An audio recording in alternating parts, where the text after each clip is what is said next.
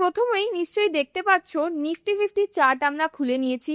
এইখানে দেখো নিফটির যে এই রেড কালারের যে রেজিস্ট্যান্স লাইনটা আমরাকে মার্ক করেছি, এর উপরে নিফটি ব্রেকআউট দিয়েছে এবং এখানে অনেক দিনের জন্য সাস্টেনও করেছে। কিন্তু একটা কথা মনে রাখবে, এটার মানে এই না যে তুমি এখনই নিজের পুরো টাকা ইনফিউজ করে দেবে মার্কেটে। তুমি ধীরে ধীরে নিজের ক্যাপিটাল লাগাবে এবং মার্কেট যেরকম সিগন্যাল দিচ্ছে ওই হিসাবে ডিসাইড করবে।